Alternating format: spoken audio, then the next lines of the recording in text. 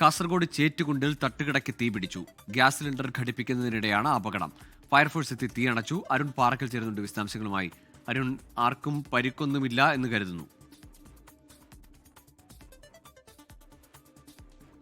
Google ആർക്കും പരിക്കൊന്നുമില്ല എന്നതാണ് ആശ്വാസകരമായ കാര്യം. ഇന്ന് 12:30യോടുകൂടിയാണ് ഈ അപകടം നടക്കുന്നത്. ചിത്താരി ചേറ്റുകുണ്ടിലാണ്, വനിതാ തട്ടുകടയാണ്.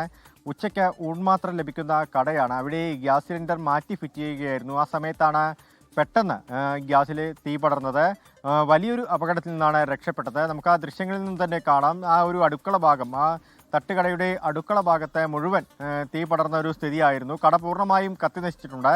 കാഞ്ഞങ്ങാട് നിന്ന് 2 യൂണിറ്റ് ഫയർഫോഴ്സ് സംഘം സ്ഥലത്തെത്തിയാണ് തീ അണച്ചത്.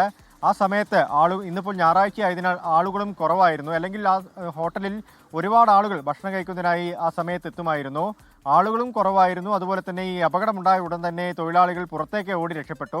എന്തായാലും ആർക്കും പരിക്കില്ല എന്നതാണ് ആശ്വാസകരമായ കാര്യം. ഗോകുൽ, ശരി, കാസർഗോഡാണ് തട്ടുകടയിൽ, ചേറ്റുകുണ്ടിലെ തട്ടുകടയിലാണ് ഗ്യാസ് സിലിണ്ടർ ഘടിപ്പിക്കുന്നതിനിടയിൽ തീപിടുത്തമുണ്ടായത്. കടയ്ക്ക് തീപിടിച്ചെങ്കിലും ആർക്കും പരിക്കുകളില്ല. ഫയർഫോഴ്സ് എത്തി തീ അണച്ചു എന്നതാണ് അരുൺ പാറക്കൽ നൽകിയ വിവരം.